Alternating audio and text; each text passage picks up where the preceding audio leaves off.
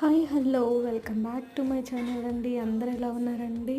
ఎండలు మండిపోతున్నాయి కదా అండి. మాకు కూడా చాలా బాగా మండిపోతున్నాయి ఎండలు. సరే, ఈరోజు విషయానికి వస్తే దంపుడు బియ్యంతో ఇడ్లీ అండి. దంపుడు బియ్యంతో ఈ మధ్య అదే అండి బ్రౌన్ రైస్ అనమాట. దంపుడు బియ్యంతో ఈ మధ్య చాలామంది వెరైటీస్ చేస్తున్నారు కదా. అలాగే నేను కూడా, అంటే నేను కాదు, మా ఫ్రెండ్ చేసి తను సెండ్ చేసానండి వీడియో. దంపుడు బియ్యము, ఉద్దిపప్పు నానపెట్టుకోవాలి సమానంగా. దాంట్లోకి మెంతులు అలాగా ఎవరి ఇష్టానికి తగ్గట్టు అవి వేసుకోవాలి. తర్వాత ఇడ్లీ రవ్వని యాడ్ చేసుకోవాలి. దంపుడు బియ్యం వేసినప్పుడు కనీసం ఒక 8-9 అవర్స్ అయినా నానాలండి, లేకపోతే బాగోవు అనమాట ఇడ్లీలు. ఇడ్లీ రవ్వను కూడా నానపెట్టుకుంటే ఇడ్లీలు బాగా వస్తాయి. ఇడ్లీ రవ్వ లేకపోయినా కూడా ఇడ్లీలు చూశానండి నేను హాస్టల్లో పీజీ చేసేటప్పుడు బయట వేసేవారండి. అయితే మెత్తగా ఉంటాయండి అవి, చాలా రవ్వ లేకపోవడం వల్ల. సో